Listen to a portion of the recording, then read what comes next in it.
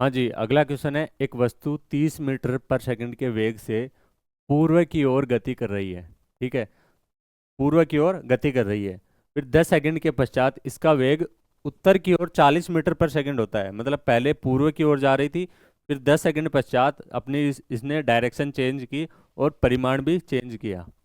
ठीक है, तो औसत त्वरण कितना होगा वो अपन से पूछ रहा है। तो देखो, औसत त्वरण का फॉर्मूला कितना होता है, क्या होता है? Delta v by delta t, बोले तो v f minus v initial, मतलब प्रारंभ अंतिम वेग माइनस प्रारंभिक वेग अपॉन में डेल्टा टी। अब देखो, हमें अंतिम वेग और प्रारंभिक वेग निकालने पड़ेंगे। हमें अंतिम वेग और प्रारंभिक वेग निकालना होगा। देखो कैसे निकालेंगे? वैसे तो देखो कोई ज़्यादा इशू है नहीं, बस डायरेक्शन का इशू है। देखो दिखा बताता हूँ। ये होता है ईस्ट, ये वेस्ट, ये आपका नॉर्थ और ये साउथ। अब देखो, पहले कितने पूर्व की ओर इस डायरेक्शन में जा रहा था, इस डायरेक्शन में जा रहा था 30 मीटर पर सेकंड के वेग से। ठीक है, उसके बाद इसने डायरेक्शन चेंज की उत्तर की ओर, मतलब ऊपर की डायरेक्शन, ऐसे 40 मीटर पर सेकंड। तो इससे मैं अगर आपसे पूछूं वी इनिशियल और वी फाइनल बताओ, तो कैसे निकालोगे? देखो, अगर मैं आपसे बोलूं कि वी इनिशियल क्या होगा, प्रारंभिक वेग क्या था, यही तो था। अब ये वाली डायरेक्शन, ये वाली डायरेक्शन कौन सी डायरेक्शन है? एक्स डायरेक्शन, बोले तो आई कैप। अगर मैं वेक्टर फॉर्म में लिखना चाहूँ तो हो जाएगा 30 आई कैप।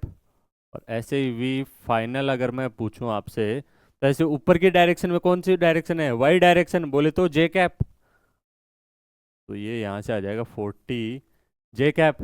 अब अपन से तो औसत त्वरण मतलब सिंपल परिमाण ही पूछा है, तो अगर अपन को परिमाण ही चाहिए तो इसके मोड लगा दो, आ जाएगा। देखो, v final minus v initial का परिमाण अपॉन में डेल्टा टी। अब देखो,